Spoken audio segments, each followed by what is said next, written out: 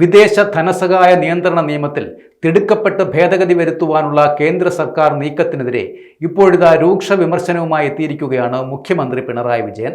കേന്ദ്ര നടപടി സാമൂഹിക സേവന മേഖലയെ സാരമായി ബാധിക്കുന്നതാണെന്നും പാവപ്പെട്ടവർക്കും പാർശ്വവൽക്കരിക്കപ്പെട്ടവർക്കും ലഭിക്കുന്ന സഹായങ്ങൾ ഇത് ഇല്ലാതാക്കുമെന്നും മുഖ്യമന്ത്രി ആലപ്പുഴയിൽ നടത്തിയ വാർത്താ സമ്മേളനത്തിൽ വ്യക്തമാക്കുകയും ചെയ്തു. പാർലമെന്റിലൂടെ വിദേശ ധനസഹായ നിയന്ത്രണ നിയമത്തിൽ ഭേദഗതി കൊണ്ടുവരുവാനുള്ള കേന്ദ്ര നീക്കം കടുത്ത ആശങ്കയാണ് ഉണ്ടാക്കുന്നതെന്നും മുഖ്യമന്ത്രി പറഞ്ഞിട്ടുണ്ട്. വിദ്യാഭ്യാസ, ആരോഗ്യ, ദുരിതാശ്വാസ മേഖലകളിൽ ഉൾപ്പെടെ പ്രവർത്തിക്കുന്ന നിരവധി സാമൂഹ്യ സേവന സംഘടനകളുടെ സ്വതന്ത്രമായ പ്രവർത്തനത്തെ ഈ നിയമ ഭേദഗതി പ്രതികൂലമായി ബാധിക്കുകയും ചെയ്യും.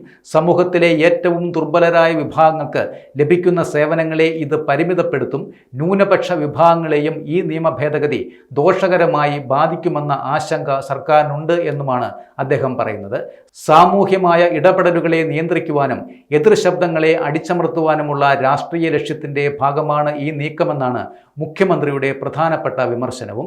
ജനാധിപത്യത്തിനും സാമൂഹ്യ നീതിക്കും നിരക്കാത്ത ഈ നിയമ ഭേദഗതി കേന്ദ്ര സർക്കാർ ഉടനടി പിൻവലിക്കണമെന്നും അദ്ദേഹം ആവശ്യപ്പെടുകയും ചെയ്തു. 2026 മാർച്ച് 25-നാണ് വിദേശ ധനസഹായ നിയന്ത്രണ ബിൽ ലോക്സഭയിൽ അവതരിപ്പിച്ചത്. വിദേശ ഫണ്ടുകളുടെ സുതാര്യത ഉറപ്പാക്കുവാൻ വേണ്ടിയാണ് പുതിയ ഭേദഗതി എന്ന് തന്നെയാണ് കേന്ദ്രത്തിന്റെ വിശദീകരണവും.